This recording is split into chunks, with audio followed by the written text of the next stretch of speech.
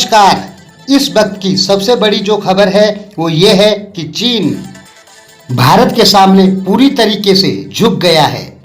दुनिया भर में अपनी बेइज्जती करवाने के बाद चीन भारत के सामने झुका और पूर्वी लद्दाख पॉइंट 14, 15, 17 आदि जगहों से पीछे हटने को तैयार हो गया। चीन भारत से डरा हुआ है। इस बात का सबसे बड़ा उदाहरण ये है कि चीन नेपाल से मदद मांग रहा था और चीन ने कहा था कि नेपाल भी भारत पे हमला करेगा जब चीन हमला करेगा।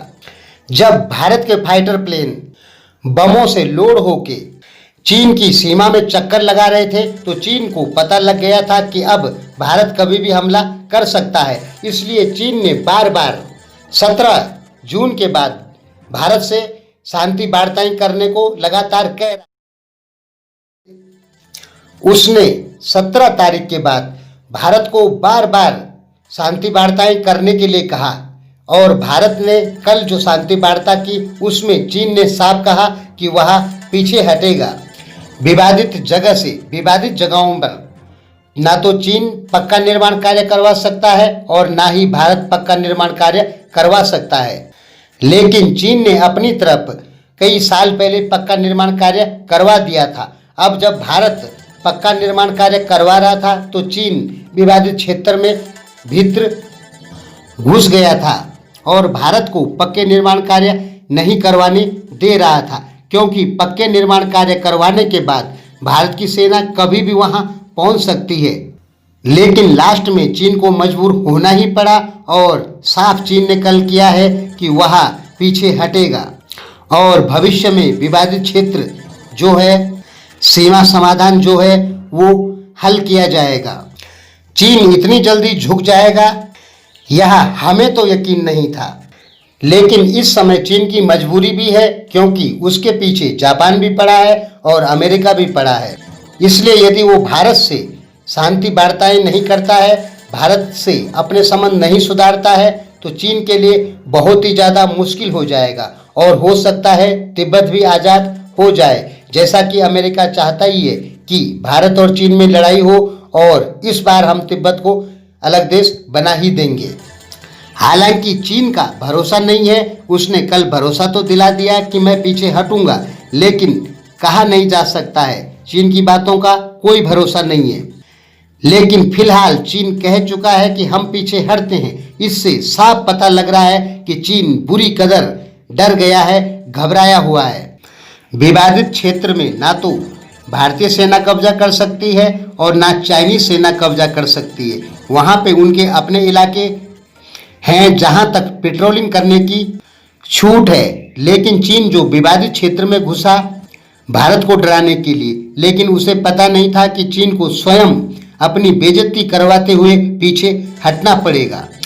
आप गहराई से सोचें, चीन को क्या फायदा हुआ?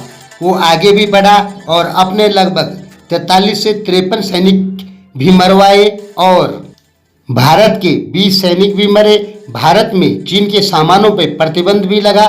चीन ने विवादित क्षेत्र में घुस के जिन क्षेत्रों में अभी सीमा का निर्धारण नहीं हुआ है उन क्षेत्रों में घुस के चीन ने केवल अपनी अंतर्राष्ट्रीय बेइज्जती ही करवाई।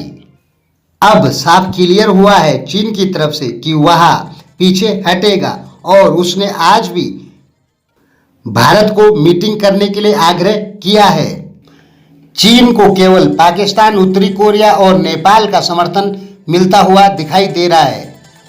इसके अलावा चीन को किसी भी प्रकार का कोई अंतर्राष्ट्रीय सपोर्ट मिलता हुआ नजर नहीं आ रहा था। इसलिए चीन ने अपनी भलाई इसी में समझी कि वह अपनी काफ़ी बेइज्जती करवा चुका है और यदि अब वो पीछे नहीं हटता है तो उसे अंतर्राष्ट्रीय स्तर पर अपनी बहुत बेइज्जती होती हुई दिखाई देगी। इसलिए चीन पीछे हटने को तैयार हुआ।